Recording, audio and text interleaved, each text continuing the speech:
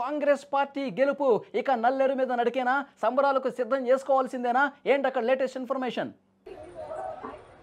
Yes మళ్ళీ అందరూ ఊహించినట్టుగానే అధికార పార్టీ కాంగ్రెస్ పార్టీ విజయం వైపుగా దూసుకువెళ్తుంది. ఇప్పటివరకు కూడా 5 రౌండ్లు పూర్తయి బైపోల్కి సంబంధించినటువంటి కౌంటింగ్ ఇప్పటివరకు 5 రౌండ్లు పూర్తయితే 5 రౌండ్లకు కాను దాదాపుగా 12,000కు పైగా ఆధిక్యతలో కాంగ్రెస్ పార్టీ దూసుకెళ్తుంది.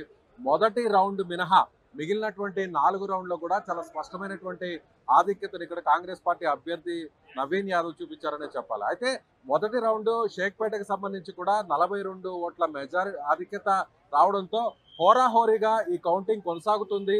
చివరి రౌండ్ వరకు కూడా తుది ఫలితం వచ్చేంత వరకు కూడా గెలుపు అవకాశాలు దోబూచులాడుతాయని కూడా అందరూ కూడా ఎక్స్పెక్ట్ చేశారు. కానీ షేక్పేటలో కాంగ్రెస్ పార్టీ ఒక్కసారిగా రెండో రౌండ్ నుంచి కూడా ఆధిక్యత వైపు దూసుకొచ్చింది. ఆ తర్వాత రహమత్ నగర్, వెంగళరావు నగర్, ఎర్రగడ్డ ఈ డివిజన్లో అంటే ఈ 3 డివిజన్లో కూడా కాంగ్రెస్ పార్టీ తన పట్టును నిలుపుకున్నది పూర్తిగా. అంటే ఈసారి ఖచ్చితంగా సెటిలర్స్ ఏపీకి సంబంధించినటువంటి సెటిలర్ల ఓట్లు రేవంత్ రెడ్డి వైపుగా ముఖ్యంగా కాంగ్రెస్ పార్టీకి పడ్డాయని కూడా అటు బీఆర్ఎస్ పార్టీకి సంబంధించినటువంటి నాయకులు కూడా చెప్తారు.